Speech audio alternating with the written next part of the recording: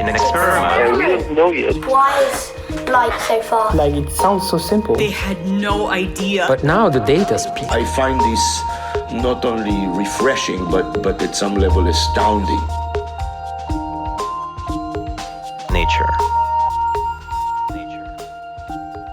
Welcome back to the Nature Podcast. This week, the complete sequencing of 6 ape genomes. And laser plasma particle accelerators get closer to reality. I'm Benjamin Thompson. And I'm Shamini Bundell.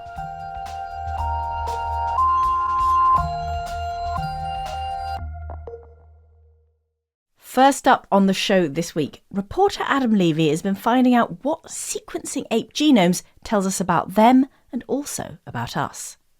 What makes humans humans? What do we have in common with our closest kin, and what sets us apart? Well, to answer that question, we need to look at the group of species that contains our closest relatives, the apes. Apes include chimpanzees, bonobos, gorillas, gibbons. We are also apes. Many people are really confused about this. Yeah, or don't want to accept this, which is even worse. Yeah. This is biologist Katerina Markova. To understand the evolution of the apes, including ourselves, we need to understand the genomes, the complete genetic codes of different species. Studying the genomes of non-human apes can provide information about what makes us human and provides additional information about parts of our genomes, our DNA sequences that are important for diseases. Okay, so you can probably see where this is going. Katerina and her colleagues are clearly interested in ape genomes, and this week in Nature, they've published the sequenced genomes of 6 non-human ape species: chimpanzee, bonobo, gorilla, 2 species of orangutan, and siamang. But given we've sequenced the genomes of so many animal species, why don't we already have them for these apes? Well, it turns out we do, but not in their complete forms. Here's Lucas Kuderna, who didn't work on the study. The first ape genome came out actually quite shortly after the initial human genome sequencing was declared finished, let's say. The genomes for apes that we had until now had substantial portions excluded because they're just very difficult to reconstruct. But that essentially meant that understanding how these portions evolve, we weren't able to say until now. And that's exactly what sets this new study apart. Our goal was quite ambitious. We wanted to assemble the genomes completely, without any gaps. But why is reading the complete genetic code such a challenge in the first place? As a physicist, I've always imagined the process to be fairly straightforward, like reading a book. But it turns out that reading the repetitive regions of a genome, sections of DNA that have a lot of, repeating sequences, actually involves piecing together a puzzle. Previously, to assemble the genomes, we were using short sequencing reads. And these reads were able to read DNA in small chunks. For example, 300 DNA letters at a time. What we can do now is to use long sequencing reads, hundreds of thousands of letters at a time. This allows us to put these larger chunks together easier. The analogy we use for assembling the genome is assembling a jigsaw puzzle. It's very difficult to assemble the repetitive parts of the puzzle. But if the puzzle has a small number of large pieces, then these regions are much easier to put together. And so, using this approach, the team have now published the complete genomes of 6 ape species, including the repetitive regions which had previously eluded researchers. Only now we can truly appreciate all the different components of our genomes. So we now know that more than half of the genomes of apes consist of repeats. More than half. Much more common than we thought before. Uncovering the entire genetic code of these 6 non-human apes hasn't been easy. The idea was born in the early 2020s, and the team has spanned borders and disciplines. Some collaborators contributed samples, some other collaborators provided sequencing data, and yet others participated in putting these assemblies together computationally and running the analysis. For Lucas, this work is a milestone, not so much because it provides answers, but because it provides an opportunity for researchers to pose a host of new questions about the evolutionary history of apes. It's very impressive. I mean, it's clearly the result of an enormous amount of work. Really, it's just a great resource for the community, opening the door to countless new research avenues that could be based on these assemblies. The study already hints at certain research avenues. The paper describes very repetitive genes that are important for immune function in apes, and so could have important medical implications in humans. The study also outlines plenty of differences between the genomes, potentially paving the way for a better understanding of what makes the different species unique, including what makes us humans. How that translates to a set of changes that differentiates us really from other apes is, I would say, an open question. But these are very good candidates to understand some of the more unique changes within all the ape lineages, including us humans. So there are plenty of questions researchers can now pose with these complete genomes. But as far as actually sequencing the genetic code of apes is concerned, is it now case closed, job done? I mean, the job is, I would say in science, never really done, so it's just a next step to the next question. One continuation of the job is to completely sequence the genomes of multiple individuals from each species, so that researchers can understand the variation both between and within species.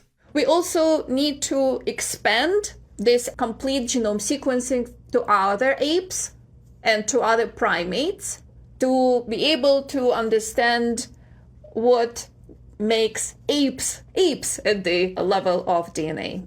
So, of course, science never sleeps. There's plenty of work to be done to truly uncover the secrets within these ape genomes, as well as to expand the set of complete genomes so that we can pose even more questions. But for now, both Lucas and Katerina are celebrating this milestone in understanding our closest relatives and us. Obviously, it's a monumental manuscript. There's tons of information and there's tons of details. For me, I mean, it's fantastic to see the quality of non-human primate genomes being elevated to the same level that we have gotten used to in human, which will really enable a full comparison of all the parts of the genome. I think it's very exciting. I honestly thought that this would never be possible in my lifetime.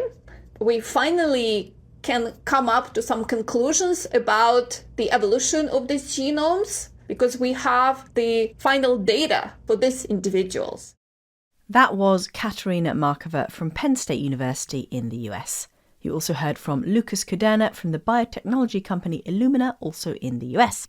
To read Katerina's paper and a News and Views article Lucas has written to accompany the research, check out the show notes for some links. Coming up, how to make a new kind of particle accelerator compete with more conventional kinds. Right now, though, it's time for the research highlights with Dan Fox.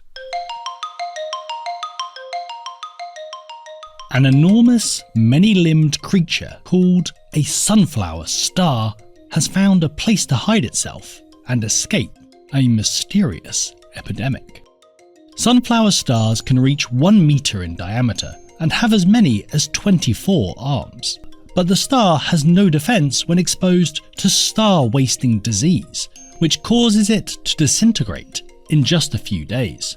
The cause of star-wasting disease is unknown, but since 2013, it's claimed 90% of sunflower stars worldwide, leading the species to be declared critically endangered. Researchers compared sunflower stars near islands off the coast of British Columbia in Canada with those living in coastal fjords. They found that populations at the islands had declined significantly. However, in the fjord's deeper, colder reaches, where the stars ventured to avoid glacial runoff at the surface, populations remained stable, showing signs of disease, but without high mortality. The scientists think that high temperatures might accelerate the disease's progression and that fjords might provide a safe haven from the epidemic, making protection of these areas crucial for the animal's survival. You can find that research in Proceedings of the Royal Society B.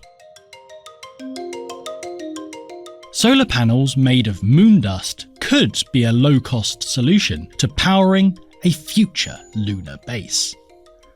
To survive in the harsh environment on the moon, solar cells need to be encapsulated in glass, which tends to make them heavy and expensive to launch into space. To tackle this, a team of researchers made moon glass by melting simulated lunar soil in a furnace. On the moon, this could be done using concentrated sunlight. The team then added a layer of perovskites, which are highly efficient at turning sunlight into electricity.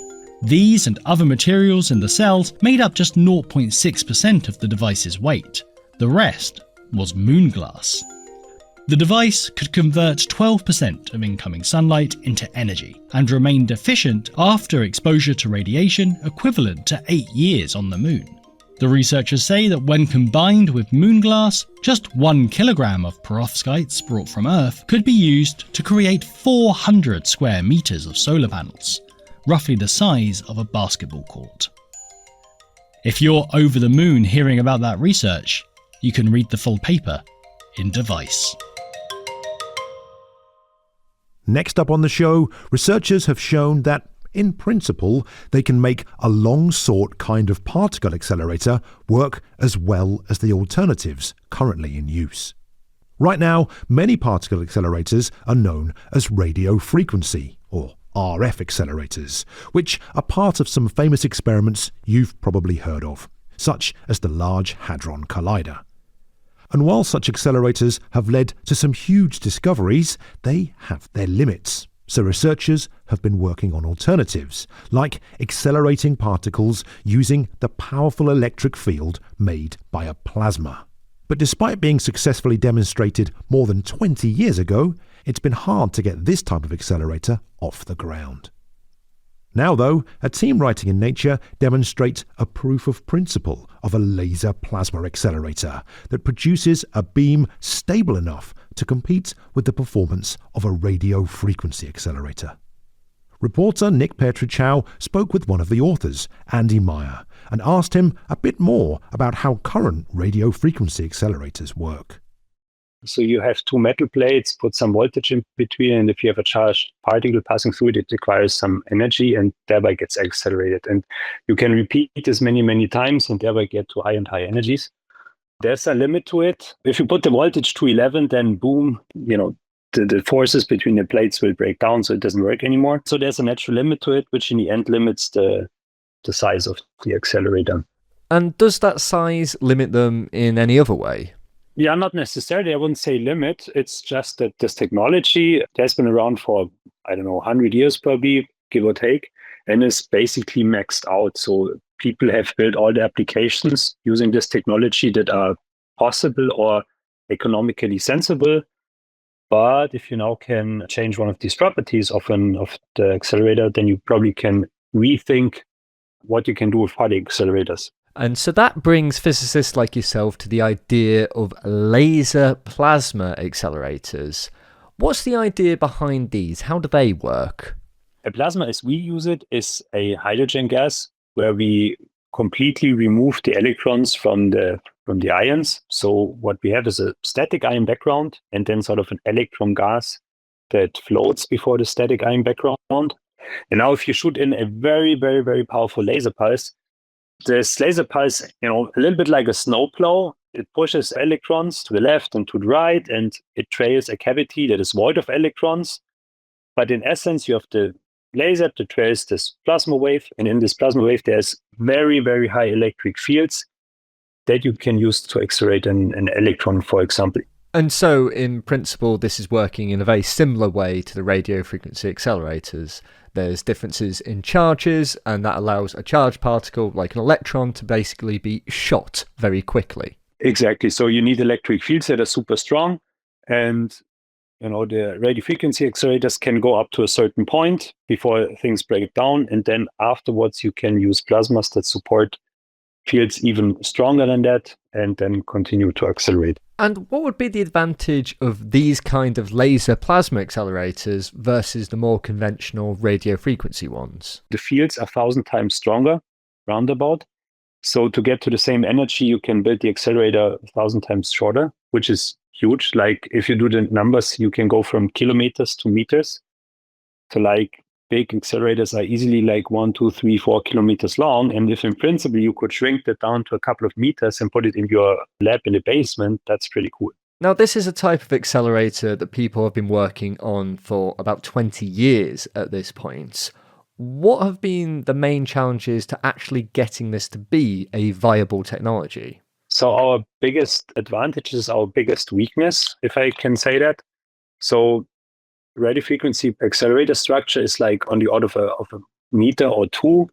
You can think about a finely manufactured metal tube, and it's polished and it's with high accuracy built and so on. And then you build it and connect it to your radio frequency electric fields, and then you can use it for accelerating over and over and over again, billions and billions of times. So what we do with laser plasma acceleration is super stupid, because we build a new accelerator with every shot. So every laser pulse that we shoot into the plasma creates a new plasma cavity that we then use to accelerate particles. So the big challenge is to make the acceleration reproducible from shot to shot, because the structures now, instead of meters, are micrometer scale, so much, much smaller. And to make these structures reproducible, and therefore the properties of the electron beams reproducible, is much, much more challenging. And so in your new paper, you've taken a different approach with this, or maybe it's better to say you've combined a few different approaches. What have you done exactly to try and resolve this issue? So I'm at DAISY, which is a national accelerator lab. And obviously the majority of people here are working on radio frequency accelerators. But we try to learn from them as much as possible and try to adopt their proven techniques to our field. And I think this is really where the fun starts, this interface of modern accelerator technology and plasma technology. And so we rediscovered an old trick. And so we came up with a technique that uses actually RF accelerator cavities to improve the energy stability of our electron beam from the plasma quite dramatically, so that in combination, it's now comparable in performance to radio frequency-based accelerators. So we basically get the best of both worlds. We keep the compactness of the plasma acceleration, but with a little bit of extra radio frequency accelerators, we can get their stability. And so what precisely is it that you were taking from the radio frequency world to try and get that extra stability here? What's the key thing? Our electron beam has a certain energy spread, so the electrons sometimes have a little bit more and a little bit less energy. And then what we do is we use a specific setup that we call a magnetic chicane and stretch the electron bunch in time. When it's energy sorted, we then send it to the RF cavity, and the RF cavity gives it a position-dependent kick. So the electrons that have too much energy, they get a little bit decelerated. Electrons that have too little energy get a little extra kick. And overall, basically, we cancel out the energy deviation. And this is something actually that has been used with RF accelerators, I think back in the 50s, when radio frequency accelerators had not yet the performance as they had today. The guys back then used a similar trick. And basically, we rediscovered this technique and now applied it to plasma accelerators. So you're basically evening out the spread of energy and bringing everything back together at the end to make a more stable beam. And so is this now mission accomplished? Like, there we go, plasma accelerators fixed, they totally work now, or is there more to do? Actually, so we made the first step. So before that, the typical performance of a plasma accelerator was on the order of a few percent energy spread and energy jitter. I think with our proof of concept experiment, we demonstrated that in principle, these beams do exist. And a project that we actually started earlier this year is to build a prototype. So we build up on the experiments that we describe in the paper, and now build, if you want, the real thing. That was Andy Meyer from DAISY in Germany. For more on that story, check out the show notes for a link to the paper. Finally on the show, it's time for the briefing chat, where we discuss a couple of articles that have been highlighted in the Nature Briefing. And I've got a story for you this week that I've been reading about on Science Alert from a paper in Science Translational Medicine. And it's basically about poisoning mosquitoes with human blood. Right, I have many questions about this. Let's start at the start then. Well, human blood, not usually, I will say, poisonous to mosquitoes. In fact, they rather like it. And, you may have heard the fact that mosquitoes are the animal responsible for the most deaths in the world because, of course, of all the diseases they spread, malaria being a particular big one. Right. And there's lots of ways that people are trying to get rid of mosquitoes, really, to try and thus reduce malaria transmission. And one idea that's been around is, okay, well, what if you made the very thing that mosquitoes are drinking, so human blood or animals, livestock, say, poisonous to them, put something in there that's going to kill them. Right, so mosquito control obviously is a big part of trying to reduce malaria transmission. That often involves spraying pesticides, this sort of thing. But this is, I guess, seemingly coming about it from rather a different angle then. How does it work? So this particular paper has basically looked at a drug called nitisinone. And the good thing about this is it's a drug that's already being used by some people. It's approved for treating certain rare inherited diseases. So there are people already taking this drug. So one of the things that the researchers did was looked at people who are taking this drug, got mosquitoes to feed on them, to drink their blood, and they found that the mosquitoes died within 12 hours. So this is a substance that mosquitoes will die if they drink blood with it in. Right, so rather than being toxic to humans, it's toxic to the female mosquitoes that are biting them. Yes, and they looked at which mosquitoes were killed because apparently the older mosquitoes are more likely to be carrying malaria. So they made sure that the drug was effective at killing mosquitoes of all ages. They did some mathematical modelling to find out if you had different doses, how long it might last in people, what would you need to actually have these effects on the mosquitoes. And they were comparing it to an existing drug, ivermectin, which you might have heard of. Now, ivermectin can do the same thing. It can potentially kill off the mosquitoes as they're feeding on you if you're taking ivermectin. So they wanted to compare nitisinone to this already existing drug and see if it was any better. And they found that you needed higher concentrations of nitisinone in order to kill the mosquitoes, but nitisinone will act more quickly. So often within a day, the mosquitoes will die. And it also sticks around in the human blood for longer. So it's more likely then that a mosquito is going to be exposed to it. Well, that sounds like a positive outcome, Shamli. Obviously, this is presumably quite an early trial. What happens now? Well, it's proof of concept stage. And, there are other things that need to be looked into. So in previous examples of people looking for these kind of drugs, using these drugs to kill mosquitoes, they've had problems with the drugs killing other insects in the ecosystem, so maybe like vital pollinators. They don't think that's happening here, but that's a potential worry. You've also got to look at, in the real world, will something like this actually reduce malaria rates? And another worry is, what about insecticide resistance? What if the mosquitoes over time start becoming resistant to this? So yeah, a lot more steps needed to actually see whether this could have a significant impact. Well, combating mosquitoes and malaria is something we've covered a lot on the podcast. You and I have covered it a lot, everything from potential vaccines through to a rather potentially unusual way of doing it, as you've described here. So one for us to keep an eye on. But for the time being, let's move on to our next story today. And it's a story that I read about in Nature, based on a Nature paper, and it's all about Minecraft. Minecraft is, of course, a video game, a cultural phenomenon. I don't think it's unfair to describe it. There's a movie that's out right now, which is apparently super popular. I see, I've not played Minecraft, I'm not a big video games person, but I've seen sort of, like younger nibblings playing it, little nephew. It seems very popular. Oh, it is hugely popular. In fact, I bet there are people playing Minecraft while they're listening to us talking right now. But for listeners who maybe aren't as familiar with it then, so Minecraft, it's kind of a sandbox game, right, where you're dropped into this sort of blocky world, all sorts of different terrains. You can build things, you can craft items, you can go on adventures, you can just sort of chill out and create stuff if you want. And this story is about an AI system, right? And it's about how an AI system has, for the first time, figured out how to collect diamonds in Minecraft without being shown how to play. Oh, I have no context for collecting diamonds. Is that something that's hard to do in Minecraft? Yeah, it is hard to do. Now, diamonds are super useful in Minecraft, but getting them requires multiple steps. And a team from Google DeepMind has developed this AI system called Dreamer, which has accomplished this. Now, I think what's important to know here is that no two Minecraft experiences, no two Minecraft games are the same, right? You can start a new game and it will be totally different from the last one, right? It's essentially a randomly generated world. Now, this is useful because it challenges AI systems that researchers want to make that are able to sort of generalize solutions to problems. It's not just they can solve a solution to a problem and then flounder everywhere else. So the world changes so much that it's helped them test this AI system. Yeah, so I mean, I imagine that the scientists behind this aren't purely aiming to end up with an AI that can play Minecraft.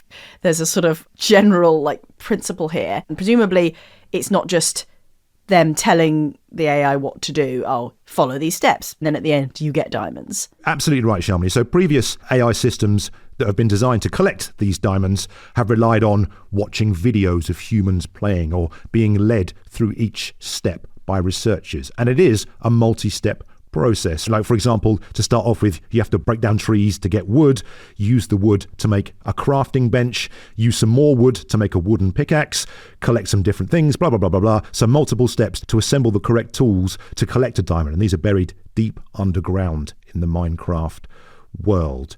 And this system, Dreamer, explores the game on its own using a trial and error technique called reinforcement learning. Okay, so it identifies the actions most likely to get rewards and discards those that don't. Now, reinforcement learning has been used quite a lot in AI research, but it tends to end up with systems that are quite specialist, right, and can't transfer their knowledge to new things.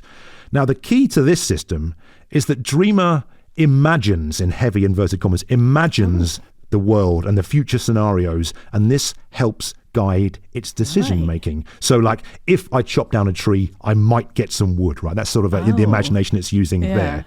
And this allows it to try things out and predict the potential rewards of different actions, but using less computational power than would be needed to actually do them all, right, to figure it out.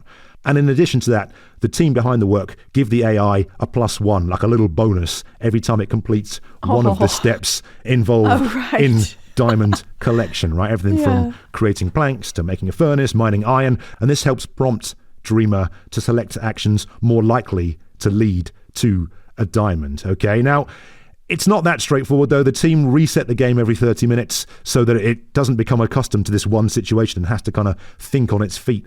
And in testing, it took about 9 days for Dreamer to find at least one diamond, while an expert human player can do it in about 20 minutes or so. Oh, but the expert already knows how to find the diamonds, I guess. That this AI is learning how to play Minecraft, learning how to do all these steps, sort of reinforced as it goes by the researchers giving it these little points. And as you alluded to earlier on, really, the aim of this isn't to make an AI that's really good at Minecraft. In the article, it says that the Diamond Challenge really was an afterthought, but they realised that this was a good way of testing out their algorithm because things are never quite the same.